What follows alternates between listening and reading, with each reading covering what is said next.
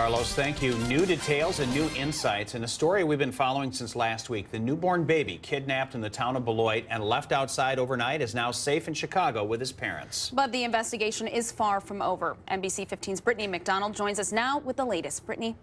Yeah, today was spent drawing up all the paperwork for the U.S. attorney. It's a federal case now. But today we get to listen into that scary night and insight from the Rock County Sheriff.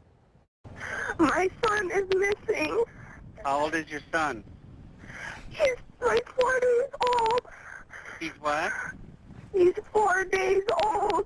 After that terrifying night Thursday, Brianna Marshall heard in the 911 call, and Bruce Powell spent their weekend reunited with their newborn son, Caden. When I got to the hospital, I just grabbed him. I didn't want to share him with nobody. That baby was found because of good police work. This happy ending follows desperate hours of searching by several agencies across the Midwest. Okay, does she have the baby? As early as the 911 call, the signs pointed to one suspect, Brianna's half-sister, Kristen Smith. So she left after everyone else went to bed?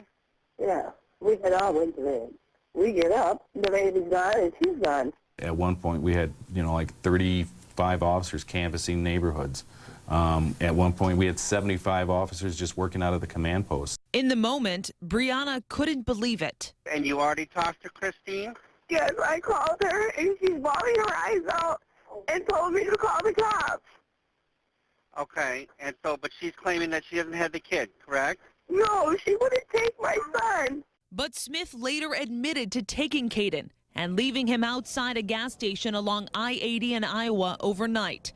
But only after the West Branch, Iowa police chief found him wrapped in a frosty plastic storage container, similar to this one. She knew that that child was in a bad way for over a long period of time in extremely frigid temperatures, and she never said anything. It was a scheme Rock County Sheriff Robert Spoden says involved a large amount of plotting. She was determined that she was going to come back with a baby. The reasoning behind it is still unknown.